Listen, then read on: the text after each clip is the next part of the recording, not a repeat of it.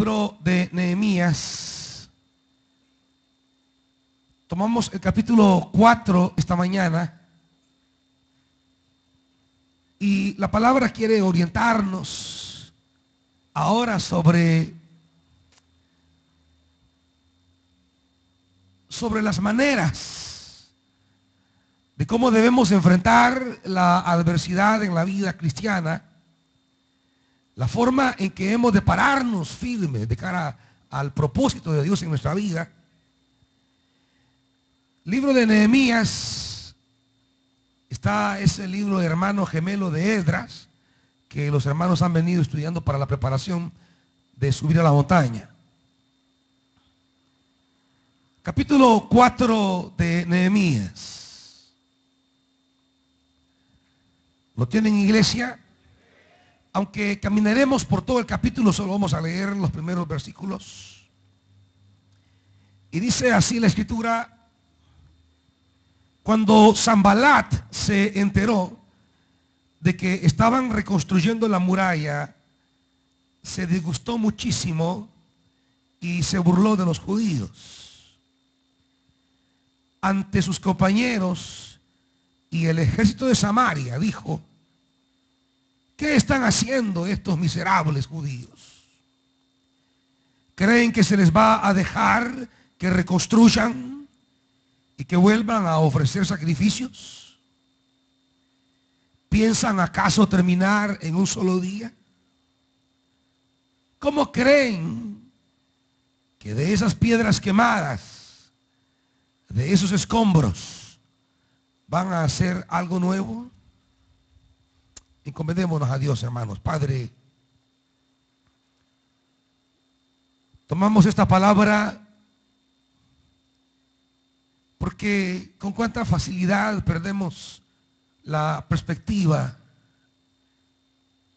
con cuánta facilidad nos desanimamos en la vida cristiana y no somos capaces de llegar hasta el final peleando y batallando para lograr tus propósitos en nuestra vida. Sin embargo, amado Dios, nos presentamos delante de ti porque sabemos que tu palabra en nosotros es fuerza, es luz, es revelación, es vida y es poder. Dios, háblanos para no estancarnos. Háblanos para no alejarnos. En el nombre de Jesús. Amén. Siéntense, hermanitos.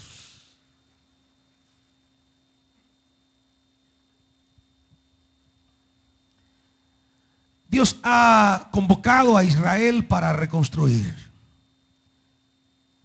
Dios ha convocado a Israel para que de esa realidad desértica en la que se encuentra Jerusalén pueda emerger de nuevo la alegría, el gozo, tal como los profetas lo anunciaron. Israel ha retornado del cautiverio al cual fue llevado a Babilonia hace 70 años. Pero el profeta Jeremías había anunciado el retorno gozoso. Había anunciado el retorno bendecido por la mano de Dios. Cuando uno lee la segunda parte del libro de Isaías, a partir del capítulo 40, consolaos, consolaos, pueblo mío, porque ha llegado tu hora de restauración. Y a partir del capítulo 40 usted comienza a leerlo de manera despacio y encuentra página tras página una nota esperanzadora. Hay promesas de restauración, de bendición, que acompañan a Israel desde la cautividad hasta Jerusalén. Una ciudad que está destruida, abandonada, desértica, pero que Dios ha dado palabra a través de Jeremías, a través de Isaías, sobre la restauración gloriosa del retorno de Israel a Jerusalén. Pero la palabra, aunque es firme, la palabra, aunque es eficaz, no sustituye nuestra responsabilidad nuestra participación en este camino de la restauración. A veces creemos que la palabra de Dios se cumple y se cumple de manera mágica, como que la palabra profética fuese un conjuro, como que la palabra profética fuese un acto de magia. Y muchos pensamos que es así como se cumple la palabra profética. Cuando Dios dice: y volverán vuestros hijos, y yo os llenaré de la riqueza de las naciones, y el desierto florecerá, y las naciones se congregarán en torno a ti. Cuando Isaías predicaba toda esa palabra de restauración, algunos pensamos que esa palabra o esa promesa de restauración es algún conjuro mágico, el cual se va a realizar independiente de nuestra participación. Como que esa palabra se va a realizar sin tomar en cuenta nuestro compromiso. Esdras y Nehemías nos enseñan que si bien hay una palabra de Dios ahí, si bien hay un mensaje profético que acompaña a Israel, pero que la renovación, la restauración no es fácil. Y el capítulo 4 nos revela el por qué. Porque hay enemigos. Porque para toda palabra de Dios en su vida siempre habrá enemigos, hermano. Y es lo que no logramos asimilar en la vida cristiana. Es lo que no logramos entender. A veces pensamos que caminamos o que hemos iniciado un sendero en el cual no hay guerra, no hay pelea, no hay batalla, no hay conflicto, no hay oposición. Y esto de la oposición no lo logramos asimilar y nos descuidamos. Cuando perdemos la perspectiva que estamos en una guerra, cuando perdemos la perspectiva que estamos en una batalla y creemos que la vida cristiana es simplemente una realidad pacífica y tranquila, llegamos a descuidarnos, a desprotegernos, a desproveernos de las herramientas. Y esos descuidos resultan caros en la vida, hermanos. Si pudiéramos entender que detrás de usted, que ha sido llamado por Dios para pelear una buena batalla, hay cientos de enemigos en el mundo espiritual que quieren destruirlo. Usted se fija en el versículo 1, vea en qué momento es que los enemigos entran en acción, hermanos. ¿En qué momento los enemigos entran en acción? Cuando ellos ven que están reconstruyendo la muralla. Cuando decidimos participar en el plan de Dios, cuando decidimos andar en el camino de Dios, cuando respondemos positivamente al llamado divino, ¿qué ocurre, hermanitos? ¿En qué momento entran los enemigos?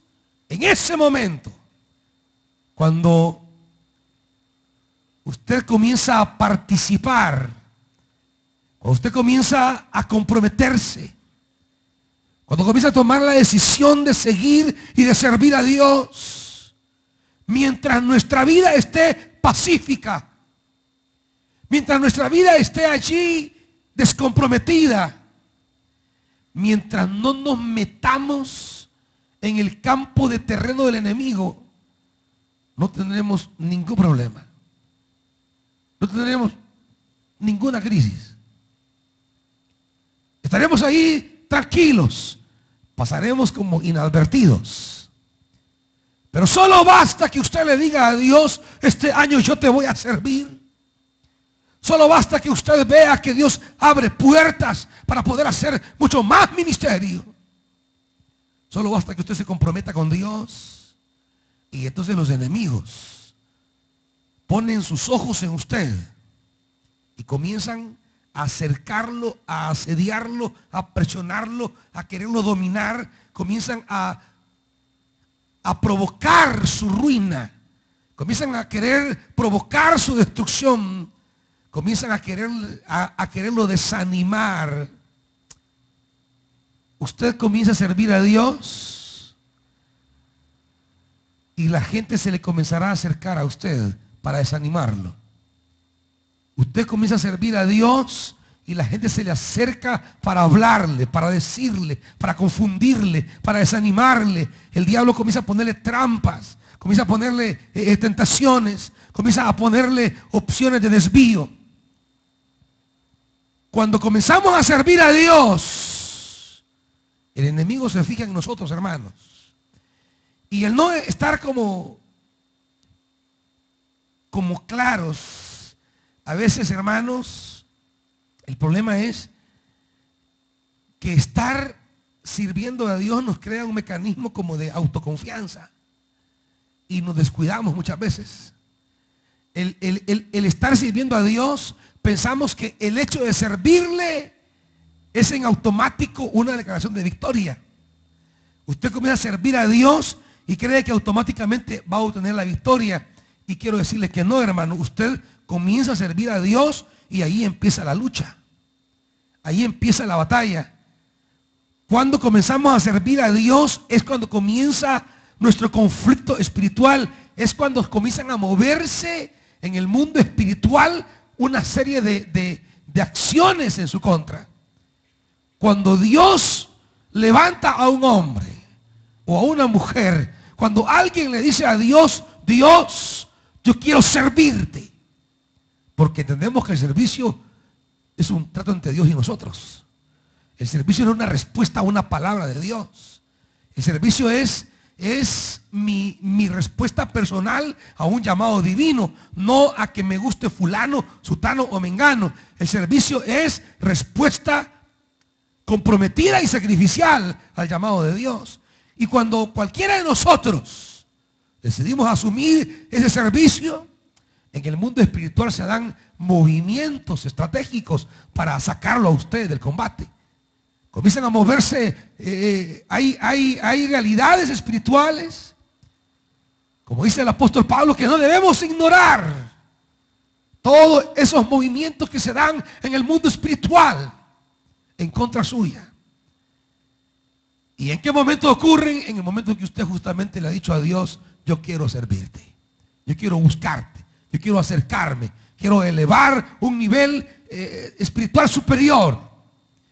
El capítulo 4 nos enseña el camino que en el servicio debe el creyente asumir para enfrentar con eficacia las adversidades que en su vida aparecen. En el versículo 2 aparecen las preguntas, las inquietudes que los enemigos están objetando, diciendo, encarando, burlando a los judíos. ¿Qué están haciendo estos miserables judíos? La primera pregunta de los enemigos va apuntando a, diríamos, la condición humana de ellos.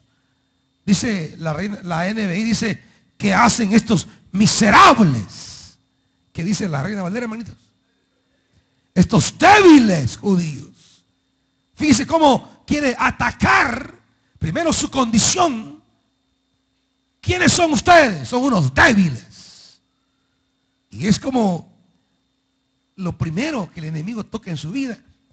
Cuando el enemigo quiera afectar su vida, ¿sabe dónde lo va a tocar? Lo va a tocar en lo que usted es. Lo va a tocar en lo que es su realidad personal. El enemigo siempre va a señalarle lo que usted es, siempre. ¿Qué son ellos? Son unos débiles, es cierto. Israel a estas alturas no es un pueblo militarmente estable, un pueblo económicamente fijo. Israel en este momento es un grupito de hombres que han venido, hombres, mujeres, niños, familias que han venido del exilio, casi que son como comunidades migrantes. Son familias que están viviendo casi en lugares desolados, han levantado apenas chozas, están reconstruyendo la ciudad. Jerusalén no está armada, terminada, construida. Son unos débiles. Y es ahí donde el enemigo primero toca, allí donde nos duele. siempre el enemigo le dirá a usted allí, donde usted siente que le está tocando el punto sensible de su vida. Por eso usted siempre dirá, es que mire lo que me dijeron, mire cómo me trataron.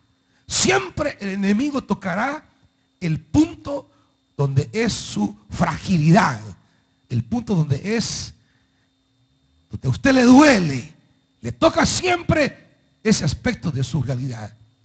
¿Qué son estos débiles judíos? ¿Qué son estos miserables judíos?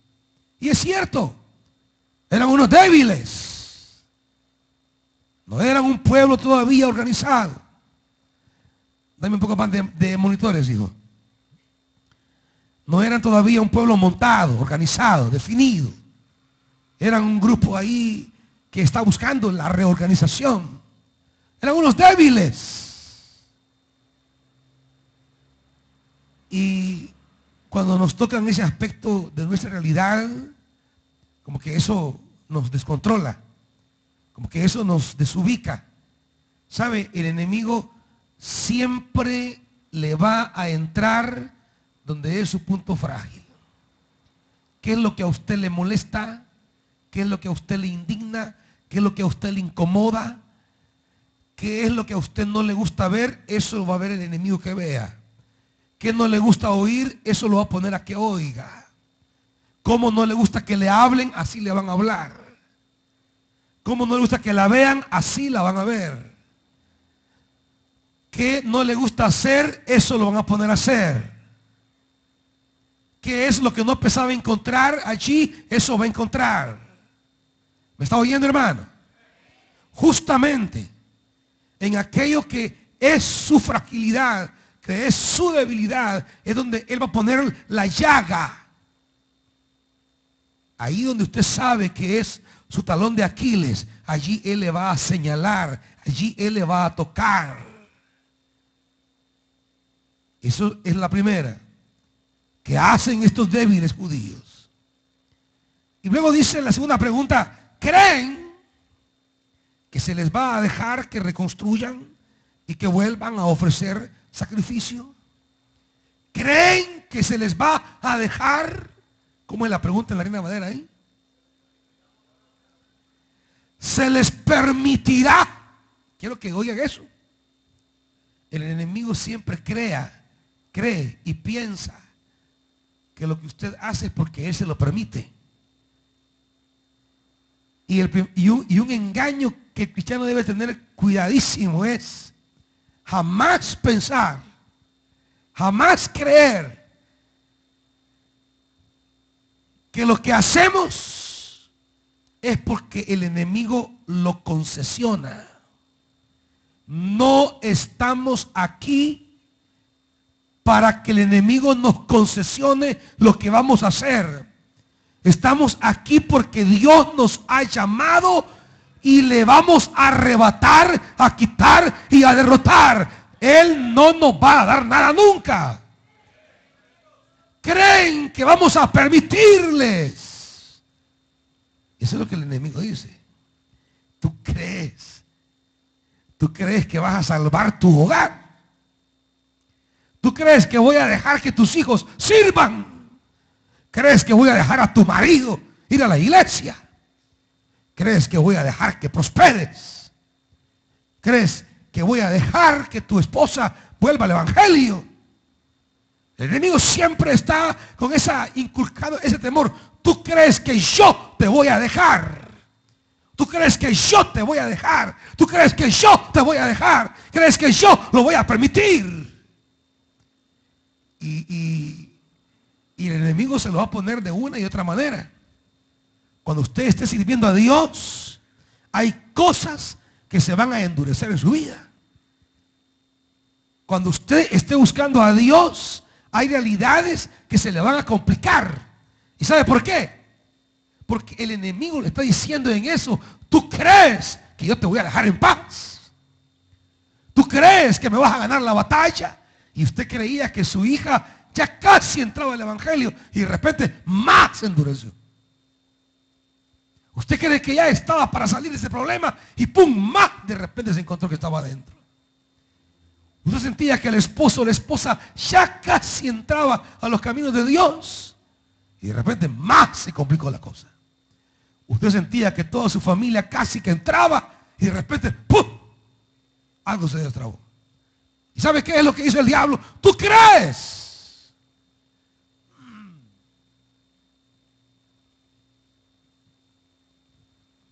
que voy a permitirte esto o aquello? Y claro, vienen los pensamientos. Pero si Dios me lo prometió. Pero si Dios me dijo esto. Pero es que el Señor dio su palabra.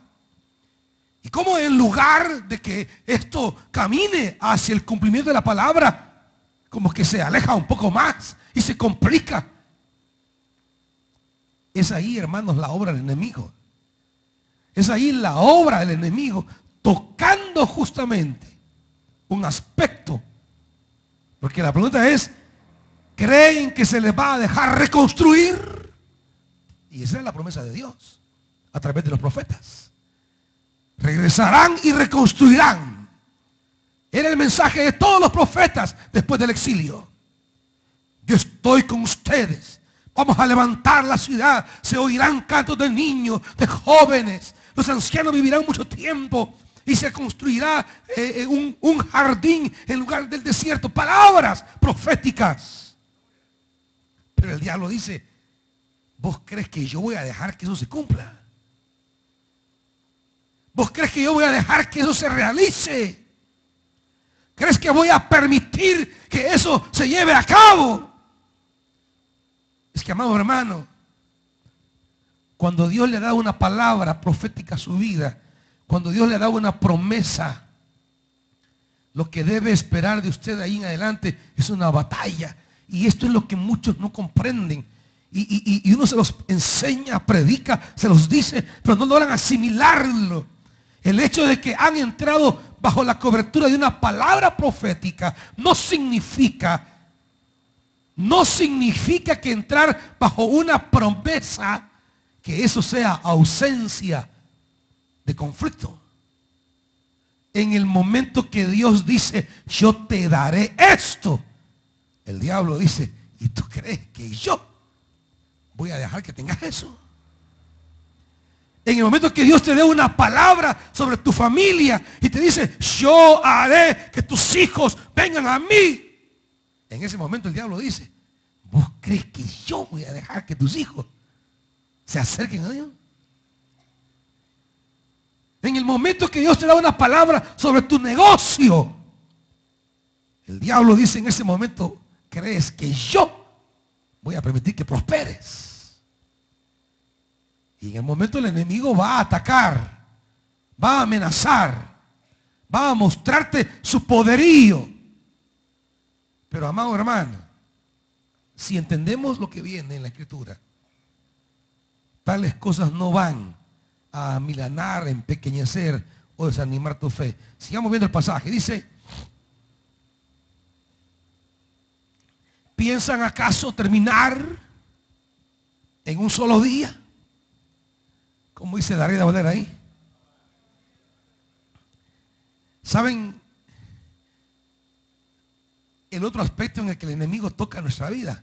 Van viendo cómo cada pregunta es un golpe a un aspecto de nuestra vida cristiana. ¿Acabarán en un solo día?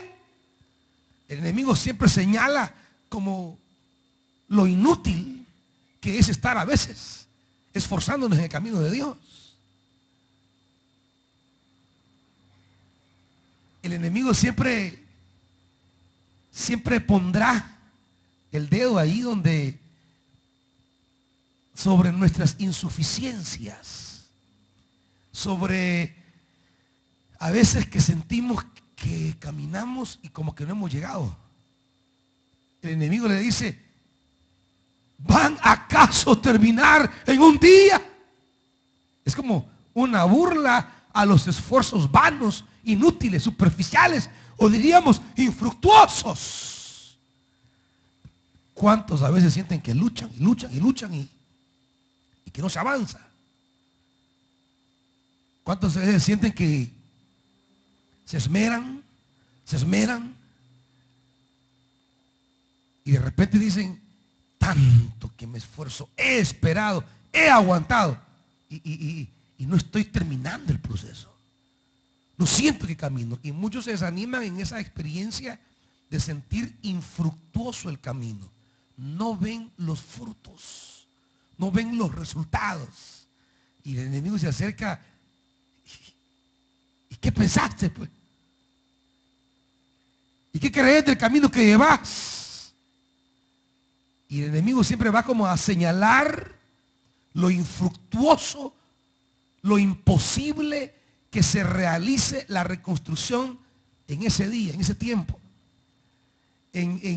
Siempre el enemigo va como a colocar ese pensamiento que nos cruza la mente diciéndonos, ¿realmente qué estamos haciendo? Realmente esto no camina, realmente esto no avanza. ¿Y cuántos llevan esperando y no ven resultados de los que quisieran ya tener frutos?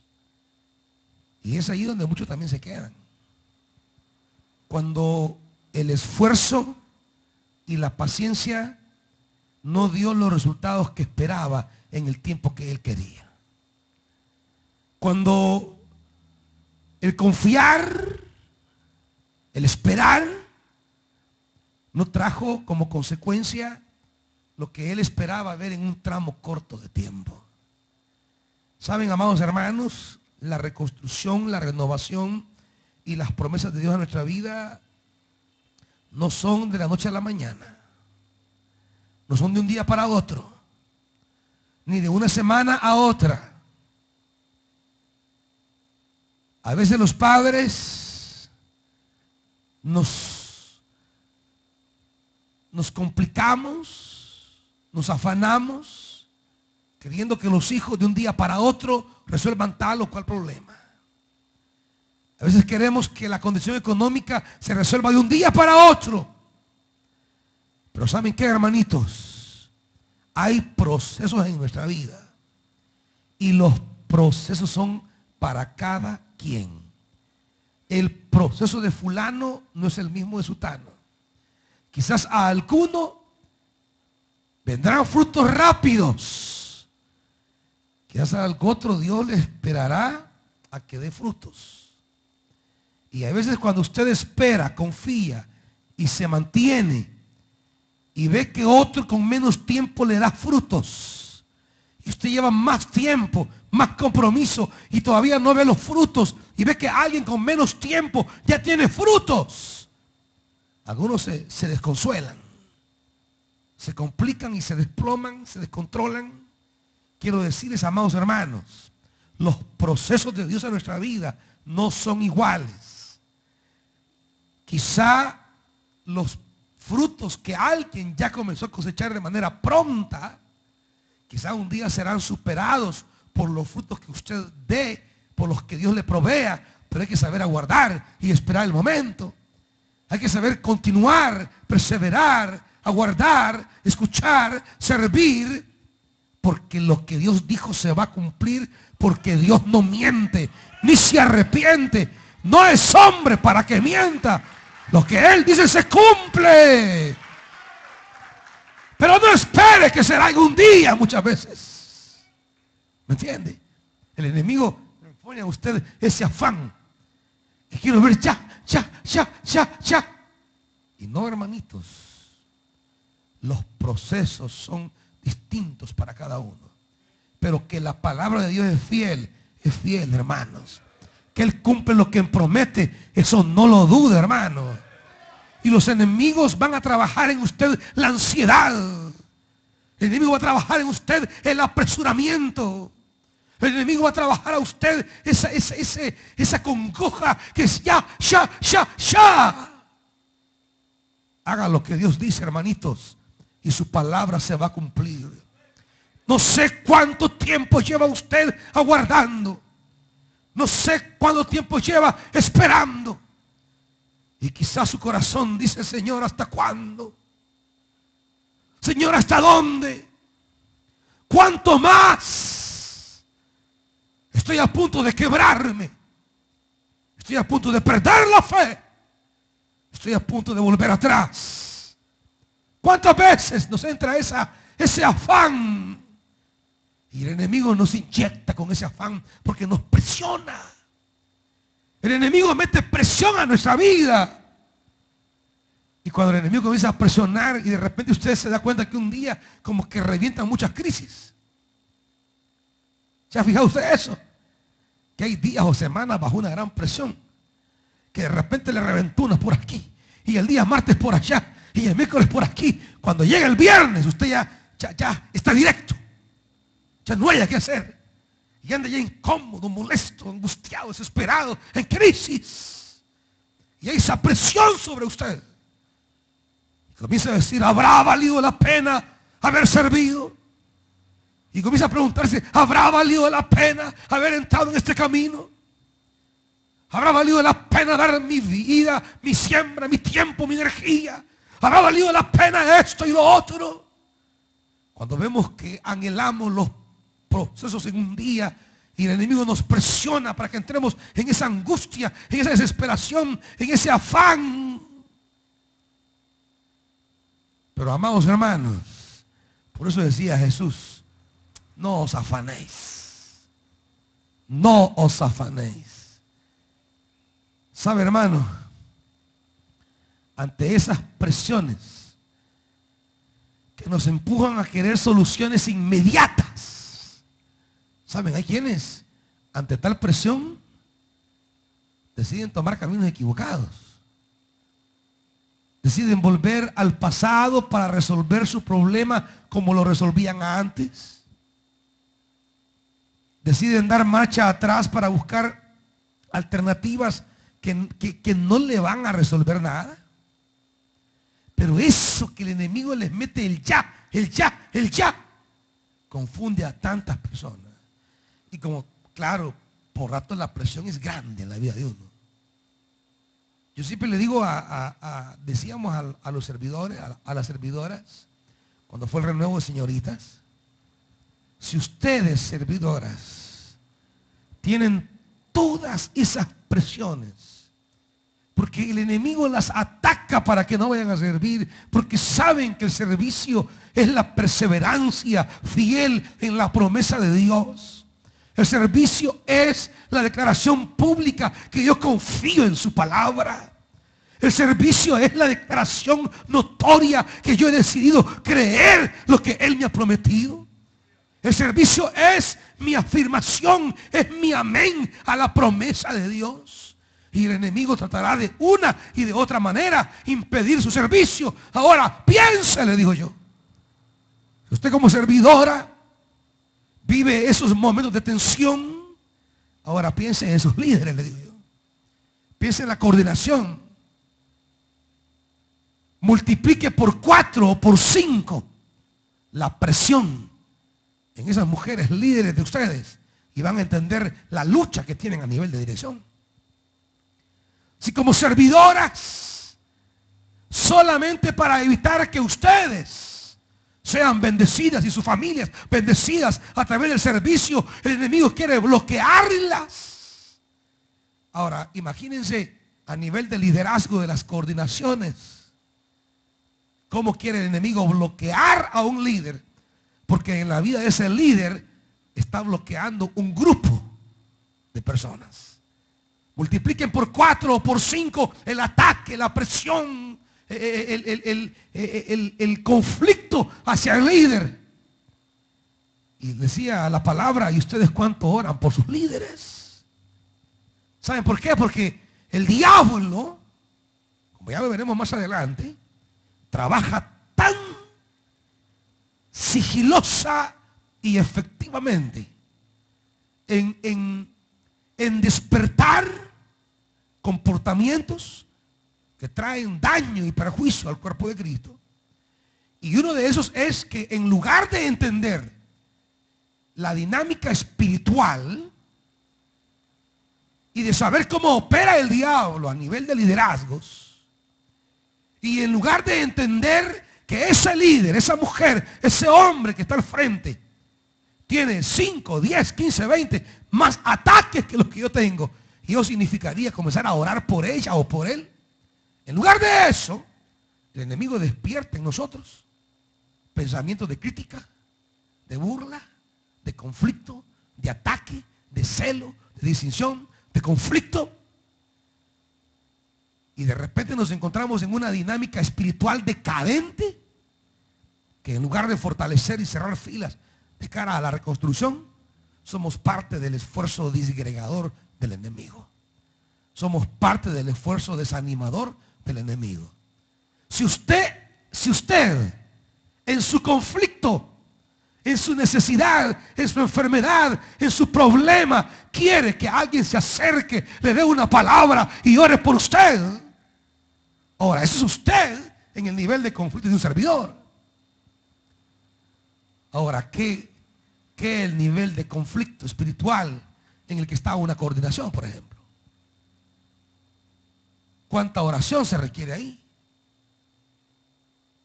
¿Cuánto apoyo en oración se requiere ahí? ¿Cuánto ánimo espiritual se requiere ahí? Y la pregunta es, ustedes díganme, ¿qué están haciendo para animar espiritualmente a sus líderes?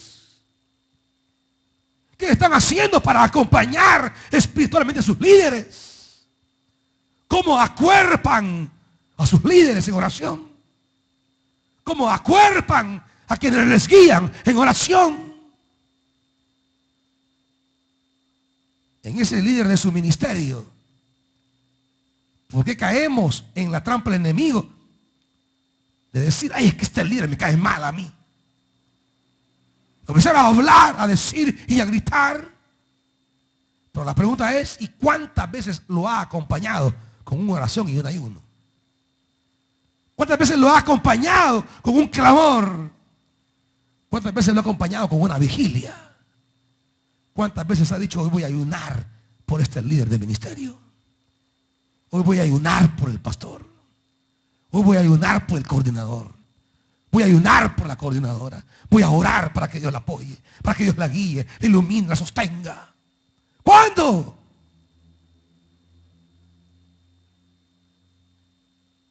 Claro, por parte nuestra es la responsabilidad de velar por nuestra estabilidad espiritual. Por parte nuestra es la lucha y la comprensión que debemos orar, clamar y estar firmes.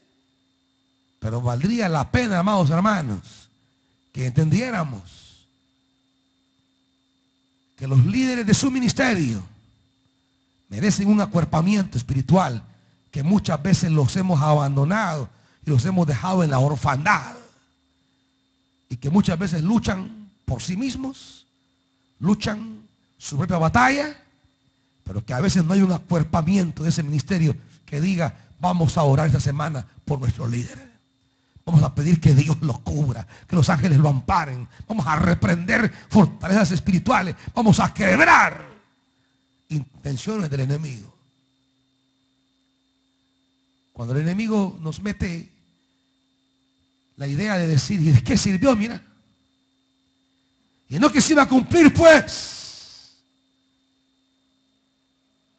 Y al no estar ubicados, hermanos, en esa perspectiva, a veces estamos prestos para poner el dedo y señalar una falla del líder o de los líderes. Pero así como es pronto para abrir la boca, ha sido también pronto para doblar rodillas. Le pregunto. Así como es ajuatillo para señalar el error, también le entra la angustia de llorar, de clamar y de pedirle a Dios por él. Estoy preguntando, hermano. Veamos la siguiente pregunta, que en la final dice, ¿cómo creen que de esas piedras quemadas, de esos escombros, van a hacer algo nuevo. Dice la Reina Valera allí: resucitarán de los montones de polvo las piedras que fueron quemadas. ¿Sabe qué hace con frecuencia el enemigo? Hacerte ver lo imposible de una situación. Vos crees que vos a esta edad vas a hallar trabajo. Y usted dice: sí, es cierto, no. Tienes razón, diablo. ¿Cuántas veces le da la razón al diablo y no a Dios usted? ¿No se ha puesto a pensar cuántas veces usted le da la razón al diablo y está aquí cantándole a Dios? Y está alabando a Dios, pero en la vida le da la razón al diablo. ¿Vos crees que va a salir de esa deuda que tenés? Y usted que voy a hacer sus números, pa. Sí, no es paja. No, esta no sabe, mentira. Aquí solo que me dedique a andar extorsionando, tamaleando, viendo que me robo por ahí. Así sí salgo.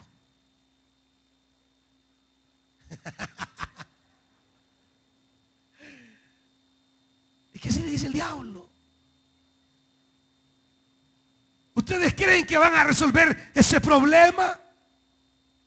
Y como el diablo es minucioso para sacarle a usted las cosas. Mira, a Mengano tanto, a fulano tanto, al banco tanto, a la financiera esto, al prestamista aquel esto.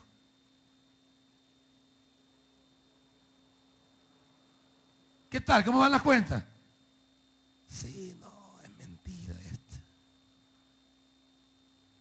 Y hay 2 órdenes de embargo ya. ¿Vos crees que va a salir de eso?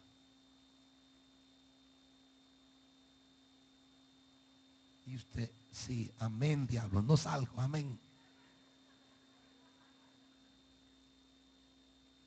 ¿Por qué el diablo nos come la fe en la promesa de Dios? ¿Por qué? ¿Desde cuándo lo enredado de una situación es mayor que el poder de Dios?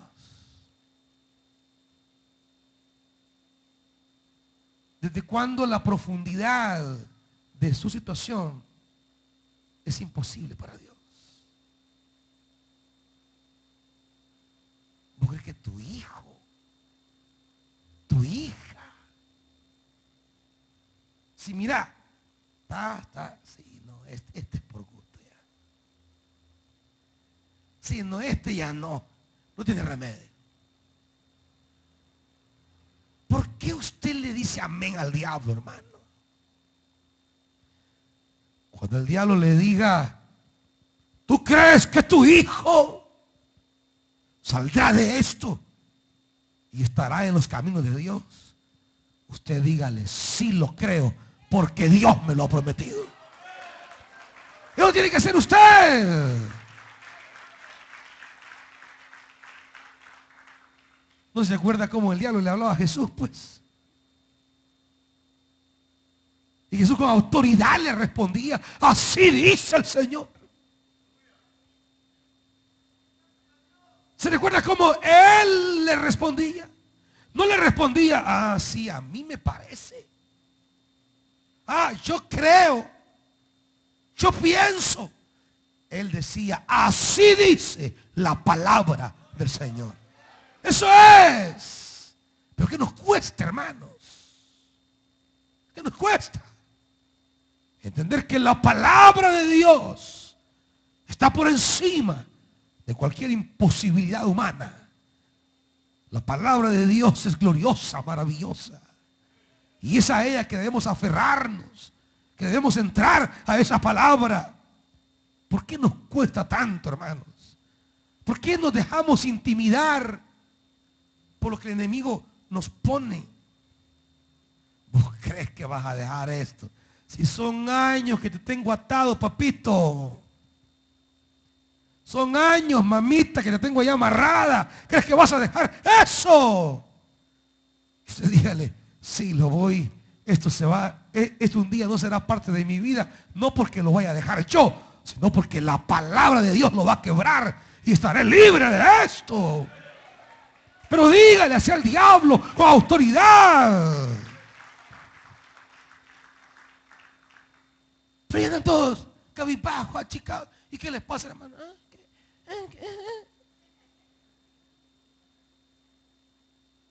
El diablo les ha comido el gozo. Todos cabizbajos, achicados. Han perdido la meta, el llamado, el gozo, el horizonte. Porque solo pasan oyendo al diablo que le dice, y mira esto, crees que se pueda, y crees aquello que ocurra, y crees que venga, y crees que lo traiga, y crees que te aprueben, y crees que ahí. Y usted comienza a decir, sí, quizás no. No va a venir, no va a llegar. No me van a dar la aprobación. Y no, y no. De repente usted ya está en una posición de regresar a Egipto. Porque solo ve desierto. Y hay un camino que sí ya conoce. Que es de donde viene. Ese ya se lo puede. Porque de ahí viene. Y ante la incertidumbre de todo esto, quiere regresar donde ya estuvo. Porque los caminos de Dios son incógnitos. Los caminos de Dios no los podemos, Él nos los va revelando, pero son caminos de promesa. Y como a veces no queremos vivir en esa expectativa de lo que viene, queremos mejor el camino que ya conocemos, regresamos por donde venimos.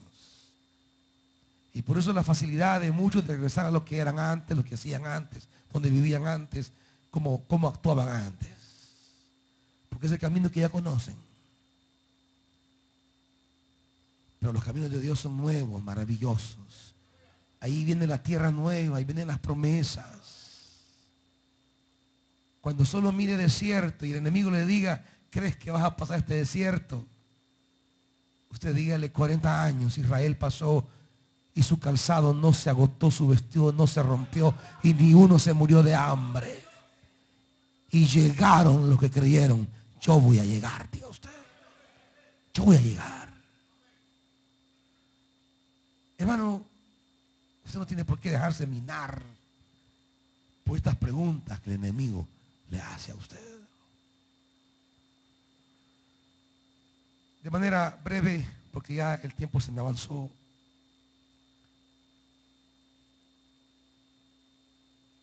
Dice en el versículo 4, la primera respuesta de los que han decidido servir, ¿cuál es, hermanitos? ¿Cuál es la primera respuesta de los que han decidido servir a Dios? Orar. Parece sencillo, pero ¿sabe qué? No lo hacemos. Cuando estamos en esa gran prisión y que nos rodean, que nos envuelven, ¿sabe qué hacemos? Chillar. Chillar. Chillar no es orar. Yo no le digo que quizás no vaya a llorar un día, pero primero ore. Y en la oración chíguele a Dios, pero ore. Pero pasamos todo el día chillando. Y la oración nunca. Ay, es que yo un abrazo necesito. Un abrazo. Doblar rodillas necesita. Eso es lo que necesita. Orar. Ay, que yo un abrazo y un beso quisiera. Hínquese a orar, que eso es lo que necesita. busque a Dios, clámele a Él. Si va a llorar, llore ante Él.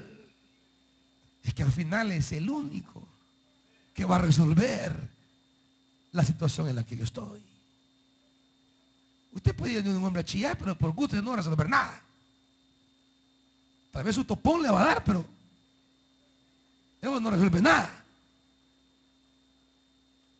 Sí, mi amor, la voy a consolar y ya está besando. No, el que le va a resolver es el Señor. Y todos entienden perfectamente esto. Pero sabe, hermano, esto es tan elemental que no lo hacemos. No solo chillamos, sino que buscamos a los amigos. Y los amigos ya saben de qué le van a hablar.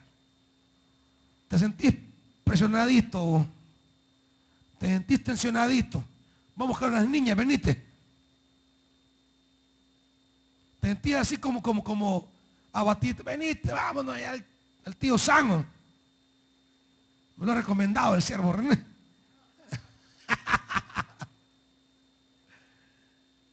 Usted ya sabe lo que le van a decir. Busca al compadre, a la comadre. Ya sabe qué le van a decir.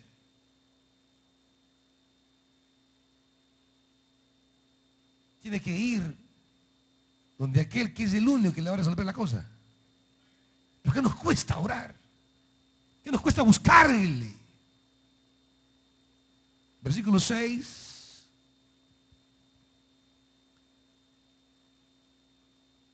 Mire la respuesta que tuvieron. ¿Qué dice el versículo 6, hermanitos?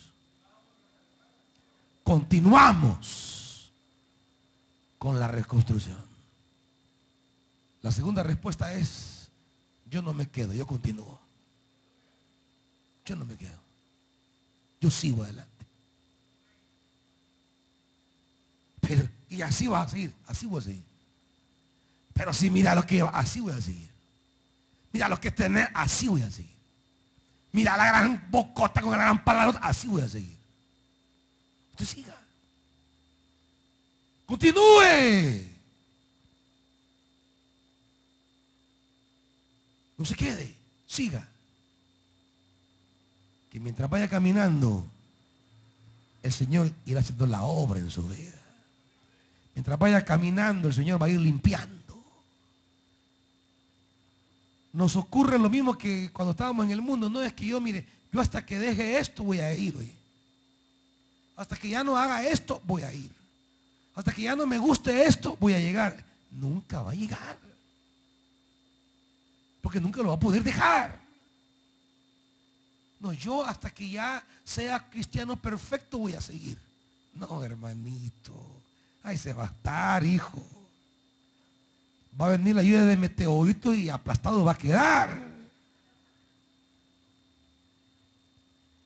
Ya viene el fin del mundo, hermanito.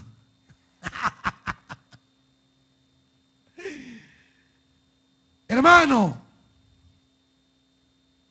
ellos dijeron: nosotros continuamos, seguimos. Usted ya sabe que el enemigo quiere es que se detenga. Usted dígale: yo sigo, yo continúo. Y dice, versículo 13.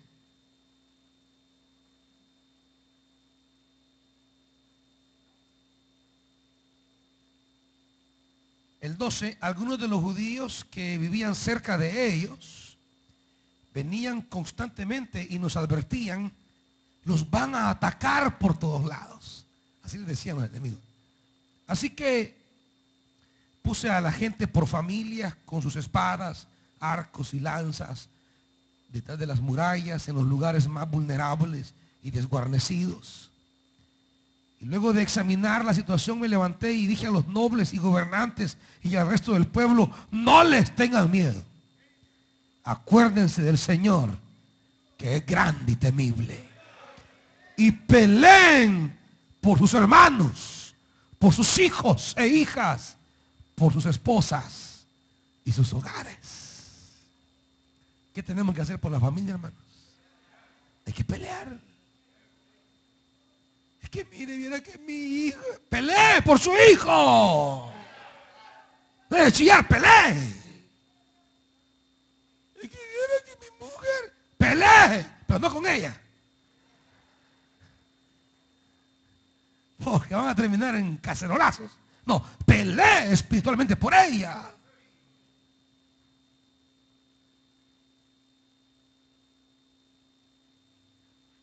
Si vienen demandas, no vayan a decir que el pastor me dijo pelee con ella. No, pelee por ellas. Pelee por sus familias.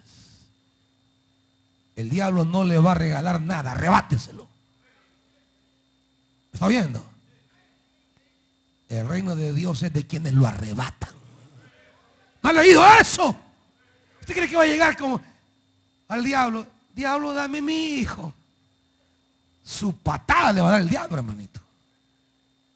Este no me lo quitas. Entonces te lo voy a arrebatar. Es de valiente el camino del evangelio. Es de valientes. Pelee por su trabajo. Pelee por su negocio.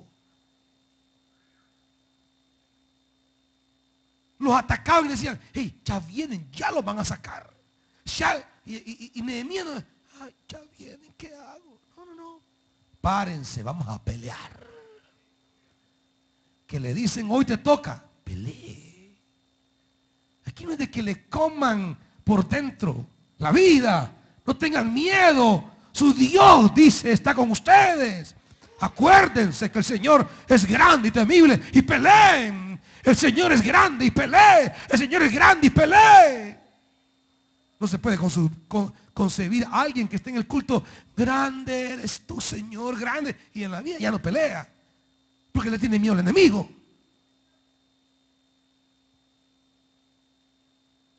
Al enemigo arrebátele en el nombre del Señor, hermanito. Por eso dice el evangelio es llegar a atar al hombre fuerte y sacarle la casa. Porque ese desgraciado no le va a dar nada. Tiene que quitárselo. No creas que van a ir a hacer una tregua con el diablo. Con el diablo no hay tregua. Con el diablo no existe la tregua, hermanitos. Es de pelear y arrebatarle lo que nos ha quitado. Pero peleen, hermanos. Una cosa de chillar y desanimarse, pelee. Pelee. Oración, ayuno, palabra, servicio. Oración, ayuno, palabra, servicio. Pelee. Finalmente, cierro con esto, hermanito. Dice 17.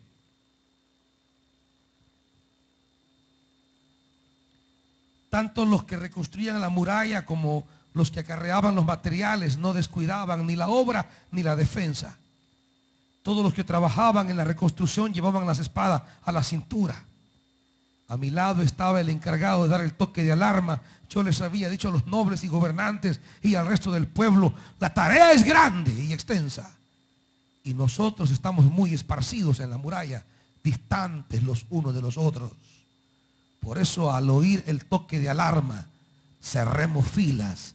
Nuestro Dios peleará por nosotros. La obra es grande y extensa. Y a veces nosotros estamos muy divididos, hermanitos. La obra es grande y extensa. Y a veces cada quien quiere hacer lo que le da la gana.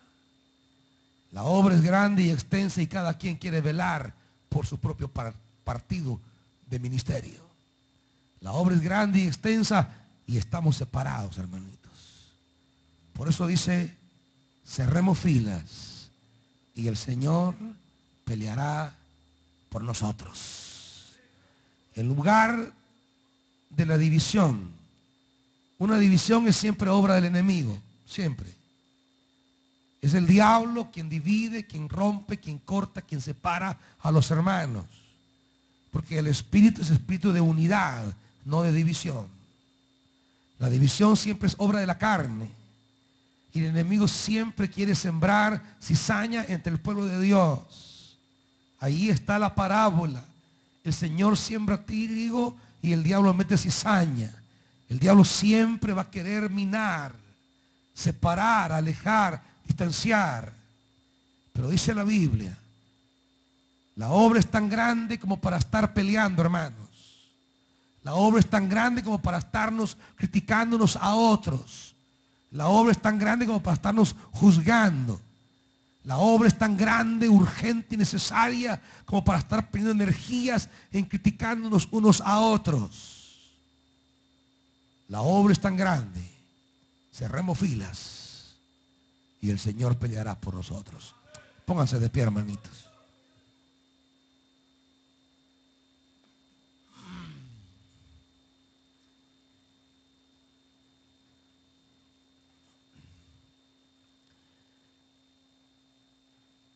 De todo lo que el enemigo te ha dicho y te ha hecho,